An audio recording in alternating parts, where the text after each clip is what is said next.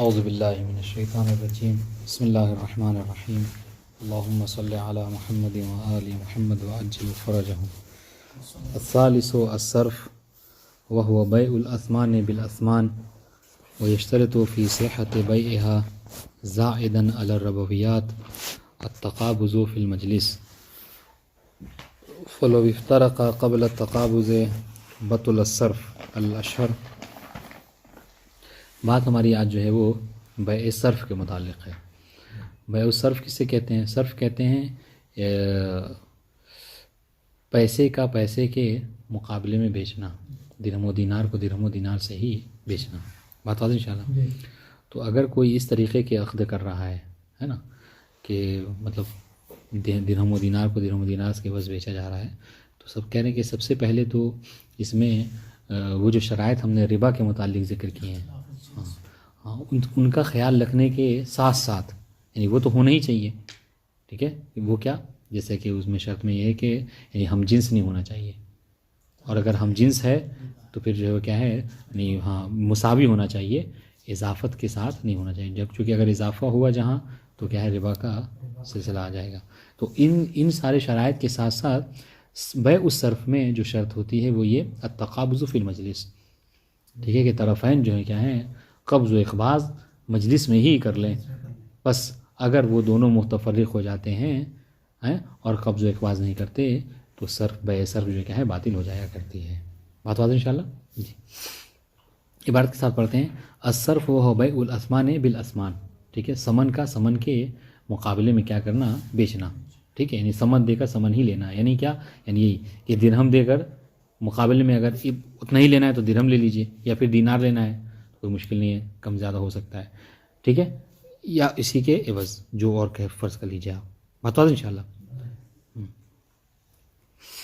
وَيُشْتَرْطُ فِي صِحَّةِ بَيْعِهَا، اور اس کے اور ایک بات یاد رہے کہ یہاں پر جو درہم و دینار کی بات ہو رہی ہے پہلے زمانے کی، تو وہاں پہ پہلے زمانے کیا ہے، دینار یعنی سونے کا سکہ، اور درہم یعنی چاندی، یہ جی۔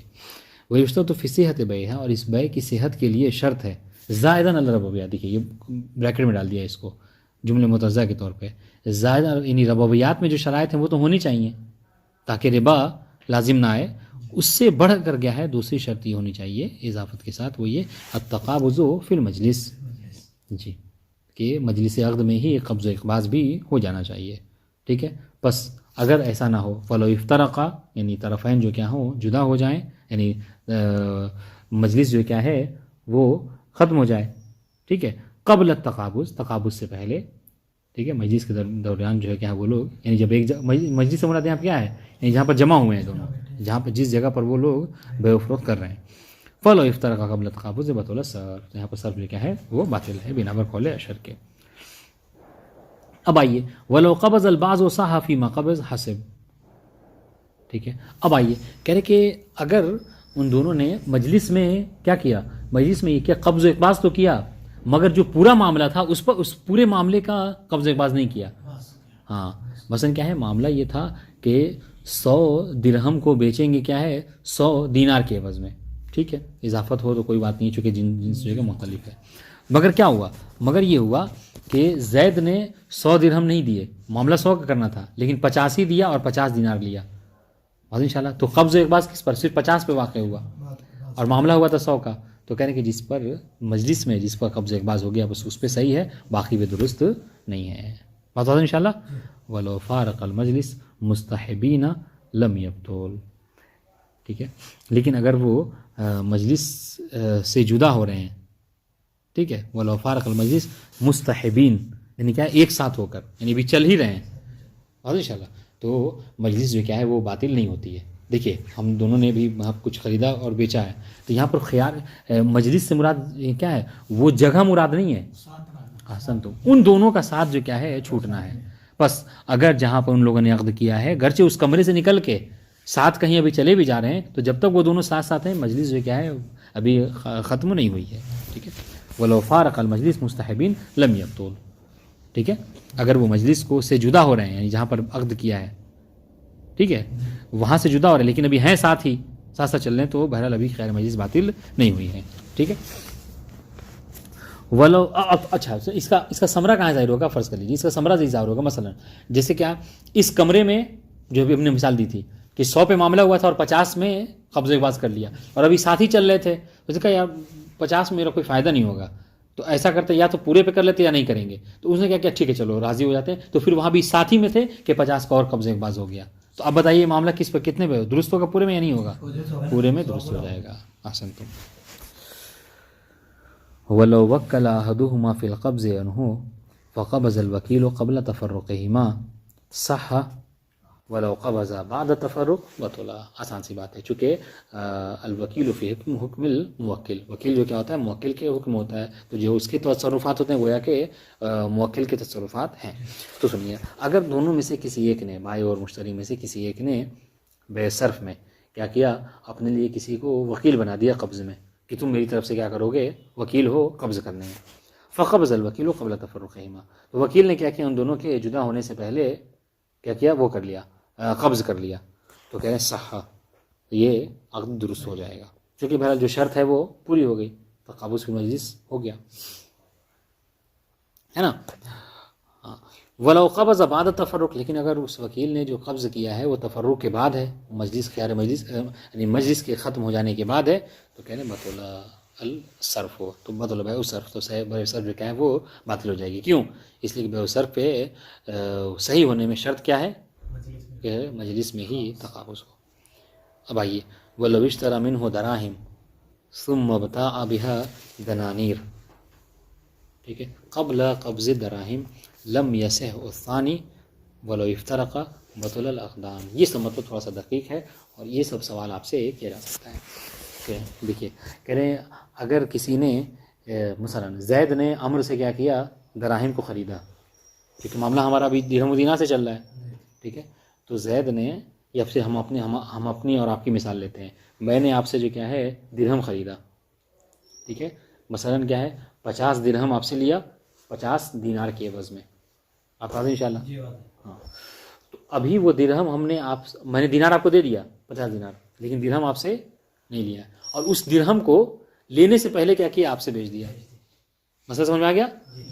معاملہ ہوا تھا درہم و دینار پہ، درہم ابھی آپ سے لیا نہیں ہے، دینار دے چکا ہوں میں، لیکن قبض سے پہلے کیا کیا ہم نے، اس درہم کو بھی. معاملہ درست نہیں ہے؟ کہہ رہے معاملہ اس والے پہ درست نہیں ہے. ہاں کیوں؟ ہاں کیوں نہیں ہے؟ وہ اس لیے کہ تقابض فی المجلس شرط ہے، اور وہ تقابض ہوا نہیں. ولو اشتری منہ دراہم ثم ابتاع بها دنانیر، ٹھیک ہے، اگر کسی نے کسی سے خریدا کیا ہے دراہم، ٹھیک ہے، اور اس کو بیچا کس سے، دینار سے، ثم ابتاع بها یعنی بالدراہم دنانیر، پھر اس سے خرید لیا کیا ہے، ان سے اس درہموں سے دینار کو خرید لیا. دیکھیے میں نے آپ کو دینار دیا تھا، درہم لے لیا تھا، پھر اس درہم کو کیا کیا، ان سے دینار لیا اور ان کو درہم دے دیا.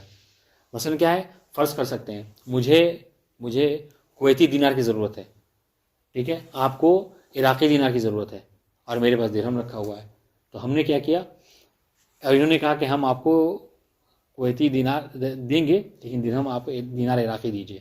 تو میں نے کیا کیا، میں نے آپ کو درہم دے دیا، آپ سے عراقی دینار لے لیا، عراقی دینار ان کو دیا تاکہ دیناری کویتی لے سکوں، ہے نا. دیکھیے ثم اشتری ولو اشتری منہ دراہم ثم ابتاع، ٹھیک ہے، وہی کہ جس درہم کو لیا تھا، ثم ابتاع بها یعنی بالدراہم الدنانیر، پھر اس سے خرید لیا اسی دراہم کے ذریعے سے جو آپ سے لیا تھا ہم نے، اس کو دنانیر کو خریدا، یہ کویت کے دینار کو، قبل قبض دراہم، لیکن یہ کب خریدا، آپ سے ہم نے درہم کو قبض کرنے سے پہلے ہی. تو کہ لم یصح الثانی، تو یہ جو ہمارا دوسرا والا تھا ان کے دن سے، وہ درست نہیں ہوگا، ٹھیک ہے. کیوں؟ اس لیے کہ دیکھیے، اس لیے کہ میں نے، دیکھیے گا، اس لیے کہ اس صرف میں یہ قانون ہے کہ وہ تقابض ہونا چاہیے، اور میں نے ایسی چیز کو بیچ دیا کہ جس کو قبض ہی نہیں کیا تھا. جب قبض کرتا تب میں اس کا مالک بنتا، تب وہ بیع مکمل ہوتی. ابھی بیع صرف مکمل ہوئی نہیں ہے، میں نے اس چیز کو بیچ دیا جس کا میں مالک نہیں تھا، لہٰذا وہ درست نہیں ہے. بات ہو انشاءاللہ. وَلَا اِفْتَرَقَ بَطُلَ الْأَقْدَانِ، لیکن اگر ہم دونوں جدا ہو گئے ہے نا، تو کیا دونوں کا دونوں عقد باطل ہو جائے گا. دونوں کی باطل ہو جائے گا، ہاں ہاں، پہلا والا تو اس لیے باطل ہو گیا کہ قبض نہیں تھا اس میں، ٹھیک ہے، اور دوسرا والا ایک نے قبض کیا پہلا والا اس لیے باطل ہوا بے عدم قبض فی المجلس یتبعہ، اور جب پہلا والا باطل ہوا تو پہلا والے کے باطل ہونے سے کیا ہے، دوسرا والا بھی اس کی طبیعت میں باطل ہو گیا، سمجھ رہے ہیں؟ دیکھیے ہم نیچے پڑھتے ہیں اس کو مثال کو تب تک دیکھ کریں گے. مثلا اذا اشترى زید دراہم من عمرو مقابل دینار، زید نے دراہم کے عوض میں، جیسا کہ ہم مثال ہم نے آپ سے درہم کے عوض کیا خریدا، دینار کو خریدا. ودفع دینار، اور وہ جو دینار عراقی تھا آپ کو دے دیا، ٹھیک ہے. ولم یستلم دراہم، اور دراہم آپ سے، مثال صحیح چل رہی ہے ابھی. فباع تلک الدراہم بدینار، پھر اسی درہم کو جو میں نے آپ سے لیا نہیں ہے کس کو بیچ دیا، شاہد حسنین ہے نا، آپ کو بیچ دیا.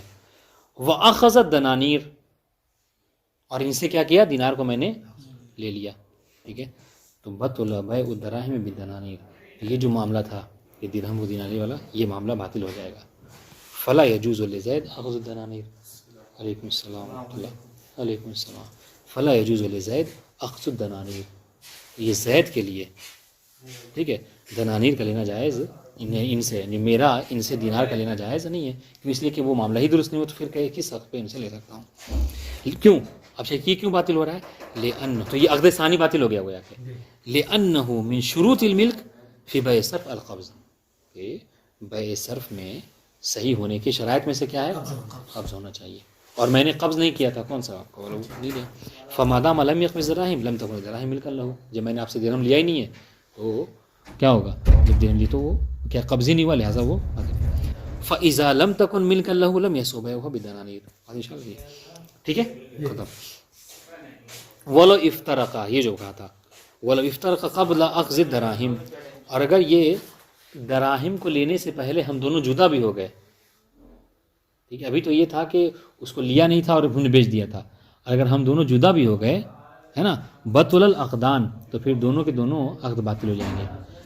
دوسرا والا تو باطل تھا، ہوا ہی تھا، احسن تم، اور یہاں پہ بھی کیا باطل ہو جائے گا، کیوں، بطل العقدان عقد بیع دینار بدراہم و عقد بیع تلک دراہم بدنانیر، دونوں باطل ہو جائے گا. وذالک لبطلان العقد الاول بعدم القبض فی المجلس، ٹھیک ہے، فیتبع بطلان العقد الثانی. بات واضح انشاءاللہ.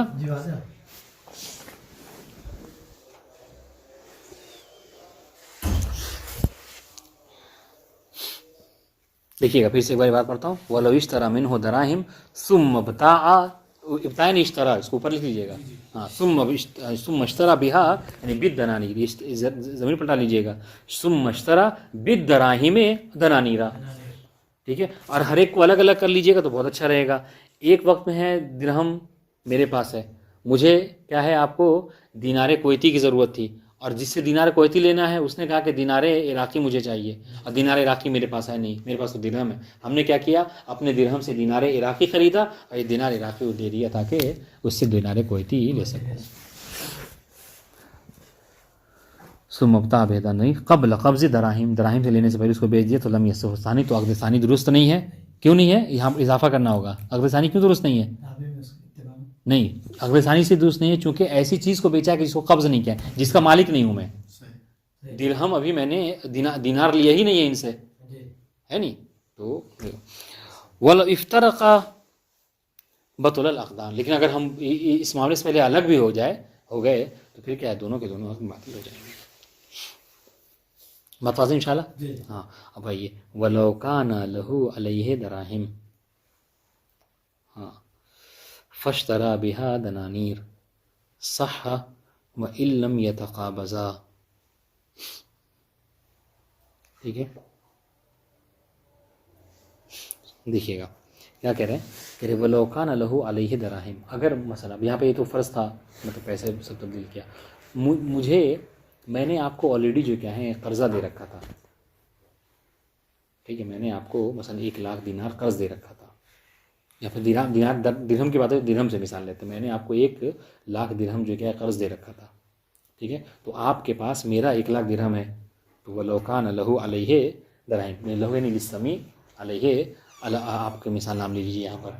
अलैकुम अस्सलाम रहमतुल्लाह। जी भाई दुआ अल्हम्दुलिल्लाह। एक मिनट। तो बात ये हुई थी कि मतलब अगर दिरहम जो क्या है, आप मकरूज़ हैं मेरे, मैंने आपको दिरहम दे रखा है, ठीक है। तो मैंने ये कहा कि आप ऐसा करें कि जो आपने दिरहम मुझे कर्ज़ा देना है, आप उनको दिरहम न दीजिएगा बल्कि दीनार दे दीजिएगा, क्योंकि मुझे इनसे दीनार ही इनको देना है और इंशाल्लाह। तो यहाँ पर क्या ऐसा कर सकते नहीं कर सकते? तो कह रहे हैं कोई मुश्किल नहीं, अगर राज़ी हो जाएंगे तो वही जो मतलब दिरहम का है वही हिसाब पैसा करके आप उनको दीनार लौटाइएगा, इसमें कोई मुश्किल नहीं है। वलौ कान लहू यानी लिज़ैद अलैहि अला अम्र, ठीक है, मसलन कह रहे हैं, ठीक है, दराहिम, उसको दराहिम है, कर्ज दे रखा है। फश्तरा बिहा दनानीर, तो उसी ने क्या किया, उससे ख़रीद लिया, किससे? दीनार को। साहा, तो सही हो जाएगा। व इल्लम यतक़ाबदा, गच यहाँ पर दोनों ने कब्ज़ नहीं किया फिर भी कोई मुश्किल नहीं है। ये दूसरे को दे रहा वो मुराद है, आपको देता नहीं, हम और आप हैं यहाँ पर कि हमने कोई कब्ज़ इबाज़ नहीं किया, फिर भी कोई मुश्किल यहाँ पर है। वक़ज़ा लौ कान लहू दनानीर फश्तरा बिहा दराहिम लिअन्न नक़दैन मिन वाहिद, और या इसी के मामला बरस कर लीजिए, क्या है, हमने आपको दीनार दे रखा था, उसको हमने कहा कि दिरहम में पलटा दीजिएगा, तो इसमें भी कोई मुश्किल नहीं है। इसी के दोनों नक़द जो है क्या हैं, लिअन्न नक़दैन मिन वाहिद, इसी के यहाँ पर जो क्या है, नक़दैन जो क्या है वो एक ही हैं, है ना, एक ही जिन्स हैं। वह इज़ा कान मिन वाहिद फ़ला यब्क़ा माना लित्तक़ाबुज़, चूँकि यहाँ पर जब दोनों एक ही की तरफ से हैं, यानी आप दिरहम भी आप ही देते, दीनार भी आप ही देते, तो इससे कोई फ़र्क नहीं हो। लेअन्नो इसलिए देखिएगा तक़ाबुज़ की शर्त कहाँ पर होती है, जहाँ कब्ज़ व इक़बाज़ होता है, यहाँ पर तो कब्ज़ व इक़बाज़ का कोई मसला है नहीं, है ना, चूँकि बस आप ही दोनों आप ही की तरफ से है, दीनार और दिरहम, तो आप ही ने क्या कि उसको तहवील करके हमको दीनार की जगह दिरहम दिया या दिरहम की जगह दीनार दिया है। तो ये जो तक़ाबुज़ की, तो अब यहाँ पर अब यही कोई इश्काल करे कि भाई तक़ाबुज़ हुआ नहीं है फिर भी आप इस उसको दुरुस्त करें, तो कहा हमने इसलिए हम इसको दुरुस्त करें कि चूँकि यहाँ पर तक़ाबुज़ नहीं है, हाँ, तो यहाँ पर यानी ये कह सकते हैं कि मसला क्या है, मसला यानी सिर्फ कर्ज़ा लौटाने की बात नहीं है, यानी उसी पैसे से लेकर, दीनार को लेकर हमने इनसे ख़रीद लिया, जो कोई भी दीनार मुझे चाहिए था, तो यहाँ पर अब तक़ाबुज़ वाली बात नहीं रहेगी, क्योंकि यहाँ पर हम यानी कह रहे हैं मकसद क्या मालूम है, यानी इससे पहले वाले मसले में क्या था कि दो बै हो रहा था, दो बै थी, एक बै हमारे और आपके दरमियान में थी, फिर उसके बाद एक बै हमारे उनके, यहाँ पर बै नहीं है, पहले मैंने कर्ज़ जिसने लिया था कर्ज़ लौटा रहा है। देखिएगा मतलब बहुत आसान सी बात है, मसला क्या था कि हमें बहरहाल जो मेरे पास पैसा है वो मुझे फ़ायदा नहीं पहुँचाएगा उनको देने के लिए, तो मुझे क्या करना था, आपसे लेना था। तो पहले वाले में ये था कि मैं आपसे ख़रीद रहा था, तो वहाँ पर आपने कहा कि चूँकि हम यानी वो सर्फ कर रहे हैं, समन से समन खरीद रहे हैं, तो आपने तक़ाबुज़ वगैरह की शर्त लगाई थी। लेकिन यहाँ पर तो आप जो मुझे पैसा देंगे वो बै के ज़रिए से नहीं देंगे, बल्कि वही जो आपको पैसा दीनार देना था हमको, हमें दिरहम की ज़रूरत, तो हमने कहा दिरहम कर दीजिए, दिरहम कर दीजिए, बस वो जो पैसा आप दिया आपने, उससे हमने क्या कर लिया, खरीद लिया, ठीक है। तो अब यहाँ पर चूँकि तक़ाबुज़ नहीं है, चूँकि ये बै है ही नहीं, तो फिर यहाँ पर कोई मुश्किल नहीं है, कब्ज़ ना भी हो फिर भी, देखिए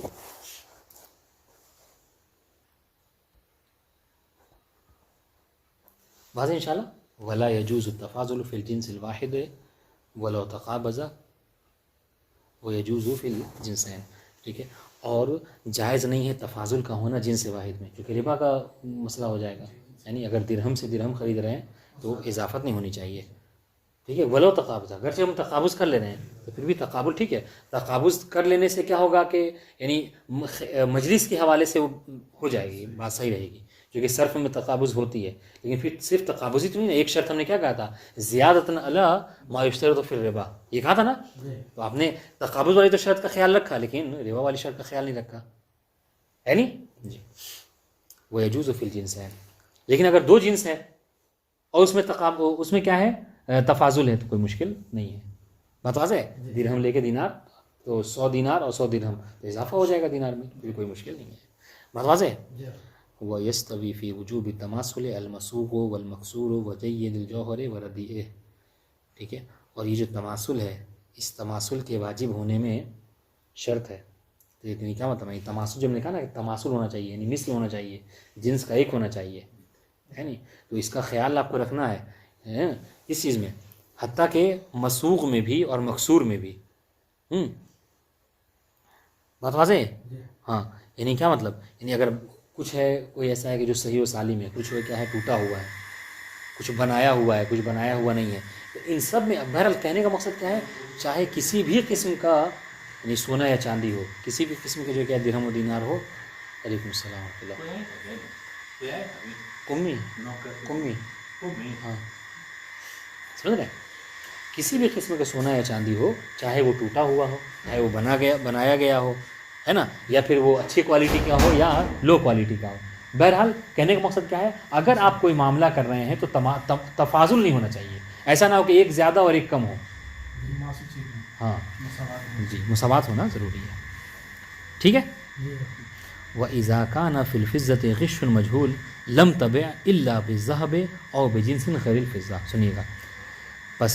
اور کہہ رہے ہیں کہ اگر فضہ چاندی میں غش ہو، ملاوٹ ہو کچھ، لیکن وہ غش کیا ہے، مجہول ہے، معلوم نہیں ہے کہ کتنی مقدار میں اس میں ملاوٹ ہے، تو اب اس کو اگر بیچنا ہے تو آپ کس سے بیچیں گے؟ تو کہہ رہے ہیں آپ اس کو چاندی سے نہیں بیچ سکتے. کیوں؟ اسی کہ چاندی سے بیچیں گے تو آپ کو تو پتہ ہی نہیں ہے کہ آپ جو دے رہے ہیں وہ کتنا دے رہے ہیں، ہے نہیں. ہاں، تو اس میں کیا ہے، ربا کا احتمال پایا جاتا ہے، لہٰذا آپ اس کو ہرگز جو ہے وہ چاندی سے نہیں بیچ سکتے غش مجہول کی صورت میں. غش ہے اور مجہول ہے، وہ معلوم نہیں ہے، اس کو یاد رکھیے گا، مجہول ہے. ہاں، تو اس کو اگر بیچنا ہے تو کیا ہے، لا تبع الا بالذهب او بجنس غیرہ. تو یا تو اس کو آپ سونے سے بیچیے، تو اب اگر کم و زیادتی ہوگی تو اشکال ہے، ربا نہیں آئے گا، یا اس کے علاوہ کوئی اور جنس سے بیچیے، ہے نہیں. ہاں، فضہ کے علاوہ. ٹھیک ہے. وقت ذهب، یہی حال برعکس کر لیجئے. ذهب اگر ذهب ہے لیکن اس میں کتنی ملاوٹ ہے آپ کو معلوم نہیں ہے، تو اس کو اگر بیچنا تو کس سے بیچیں گے؟ ہاں، فضہ سے بیچیے، یا فضہ کے علاوہ کسی اور چیز سے بیچیے، ذهب سے نہیں بیچ سکتے، ہے نا. ہاں، اب دیکھیے ہم نے کب کہا تھا غش مجہول. اب آئیے ولا علما، لیکن غش تو ہے لیکن یہ معلوم ہے کہ اس میں کتنی مقدار میں ملاوٹ ہے. تو اس مطلب کیا ہے، مطلب یہ کہ آپ کے پاس کتنا چاندی ہے آپ کو معلوم ہے نہیں. اگر اس سے معاملہ کرنا ہے تو جائز ہے وہ تو ٹھیک ہے، آپ اس چاندی کو اتنی ہی چاندی کے عوض میں لے کر بیچ سکتے ہیں اور خرید بھی سکتے ہیں، ہے نہیں. چونکہ یہاں پر کیا ہے، تماثل ممکن ہے. جب آپ کو معلوم ہے کہ میرے پاس کتنا چاندی ہے تو اتنا ہی چاندی آپ لے سکتے ہیں، ہے نہیں. جاز بیع بالذهب والفضة معا. عفوا، ہاں، یہ جاز بیع بمثل جنس ہی، تو آپ اس کو اسی جنس کے مثل بیچ سکتے ہیں. ٹھیک ہے. مع زیادت تقابل الغش، لیکن ہاں یہاں پر شرط کیا ہے کہ وہ جو غش ہے اس میں جو کہ ملاوٹ ہے نا، تو اس غش کے مقابلے میں کچھ زیادہ لینا ہوگا آپ کو، ہے نہیں. مع زیادت تقابل الغش ولا ٹھیک ہے. یہ مسئلہ ختم ہو گیا، یہ نہیں واضح ہوا.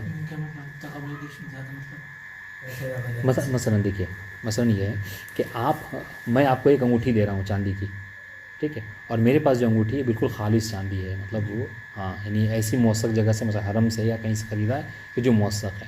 آپ نے جو دیا ہے ہمیں، آپ کو پتہ ہے کہ میرے پاس چاندی ہے اور یہ مجہول نہیں ہے، یہ ہاں 50% ہے مثلا. تو مطلب کیا ہے، مطلب یہ کہ میں جو انگوٹھی دے رہا ہوں آپ کو 1 لاکھ کی انگوٹھی دے رہا ہوں، اور آپ جو ہم کو دے رہے ہیں مثلا وہ 80,000 کی انگوٹھی دے رہے ہیں. تو یہاں پر کیا ہونا چاہیے، تو وہ جو مجہول غش ہے اس 20,000 میں، تو ایسا تو نہیں ہوگا 20، تو اس 20 کے عوض میں ہمیں کیا چاہیے، کچھ اضافت ہم کو چاہیے کہ آپ انگوٹھی کے ساتھ ساتھ ایک کتاب بھی دے دیجئے یا 20,000 دینار دے دیجئے، اس طرح سے. تو یعنی اس غش کے مقابلے میں کچھ ہمیں لینا ہوگا، ہے نہیں.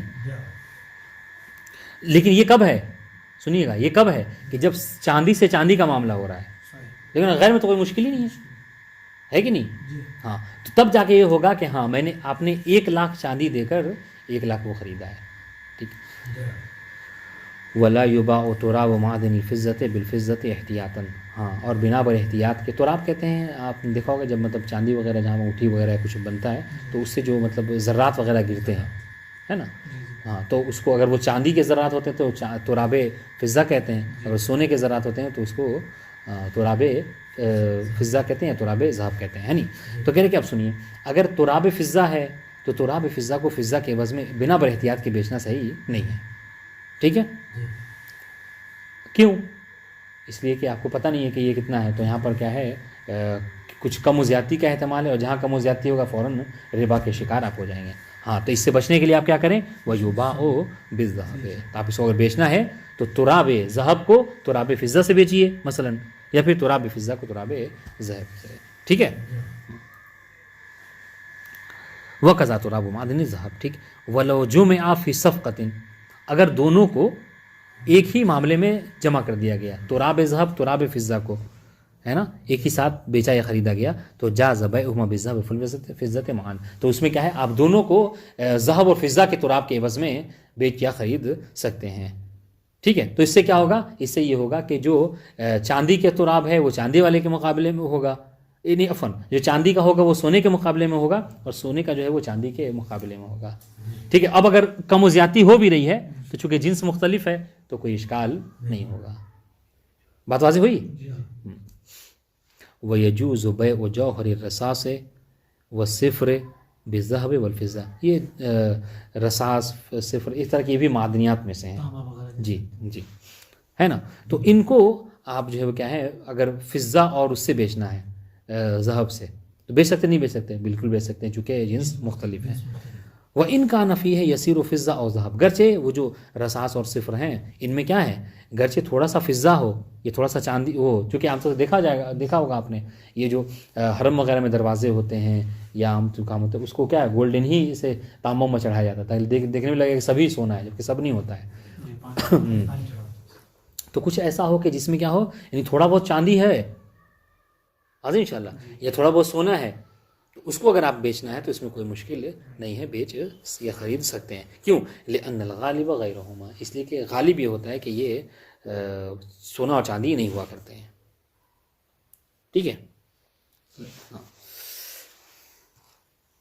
وَيَجُوزُ إِخْرَاجُ الدَّرَاهِمِ الْمَغْشُوشَةِ مَعَ جَهَالَةِ الْغِشِّ، ہاں إِذَا كَانَتْ مَعْلُومَةُ الصَّرْفِ بَيْنَ النَّاسِ وَإِنْ كَانَتْ مَجْهُولَةً، وَإِنْ عفواً واو وصلیہ نہیں پڑھیں گے، وَإِنْ كَانَتْ مَجْهُولَةُ الصَّرْفِ لَمْ يَجُزْ إِنْفَاقُهَا إِلَّا بَعْدَ إِبَانَةِ حَالِهَا۔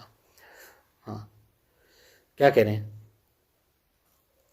سنیے کیا کہہ رہے ہیں کہ جائز ہے، ٹھیک ہے، اخراج الدراہم المغشوشہ، جو وہ دراہم کے جو مغشوش ہوتے ہیں، ہے نا، ملاوٹی ہوتے ہیں، ہے نا، ان کا اخراج کرنا یعنی کیا مطلب معاملہ کرنا، تعامل معہو یعنی اس سے معاملہ کرنا، ٹھیک ہے، مع جہالۃ الغش، جبکہ آپ کو اس کا پتہ نہیں ہے کہ یہ جو میرے پاس درہم مثلا مغشوش ہے یہ کتنا اس میں ملایا گیا ہے فضہ، آپ کو نہیں معلوم ہے، ٹھیک ہے، کتنا فضہ ہے اور کتنا غیر فضہ ہے، ٹھیک ہے، لیکن کب اس کے معاملہ کرنا، پھر بھی آپ اس سے کچھ چاہیں خرید فروخت کرنا تو کر سکتے ہیں، کب، جب آپ کو جب کیا ہو معلوم ہو کہ ہاں سرکار کی نگاہ میں اس کی کتنی قیمت ہے، جیسے کہ عام طور سے آج تو نہیں، آج سے 100 سال پہلے 200 سال پہلے جو وہ ہوتے تھے سکے وغیرہ ہوتے تھے سونے اور چاندی کے، تو اس میں گرچہ وہ مغشوش ہوتے تھے، اصلی پورے طور پر نہیں ہوتے تھے، مگر سرکار کی نگاہ میں اس کی قیمت ہوتی تھی، اس کو اس سے زیادہ نہیں، ہے نا، کہ مثلا کیا ہے یہ 10 روپے ہی ہے یا پھر جو کیا یہ 100 روپے ہی ہے، تو لوگوں میں معروف ہے